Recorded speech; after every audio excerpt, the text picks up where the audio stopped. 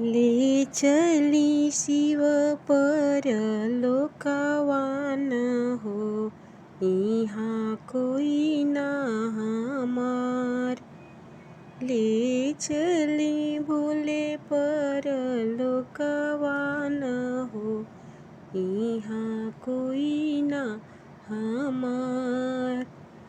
ना हम पापा जी के धियावान हो, नाही पापा जी हमार। जन्म कर्म भर के नातवान हो, यहाँ कोई ना हमार। ले चल शिव गुरु परलोकवान हो, यहाँ कोई ना हमार। ना हम भैया जी के बहिनी न हो, नाही भैया जी हमार। रखिया बंधन भर के नातावान हो, यहाँ कोई ना हमार। ले चल शिव गुरु परलोकवान हो, यहाँ कोई ना हमार।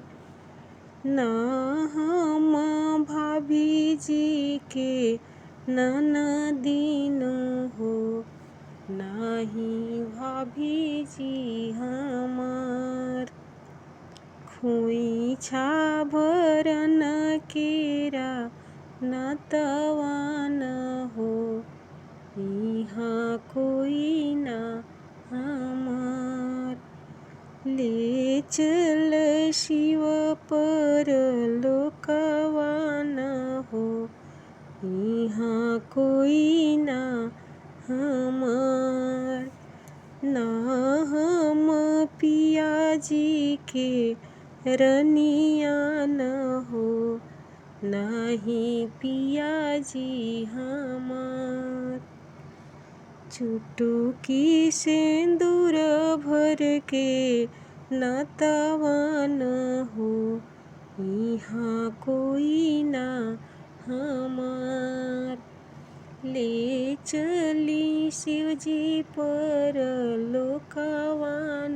हो, यहाँ कोई ना हमार। यहाँ कोई ना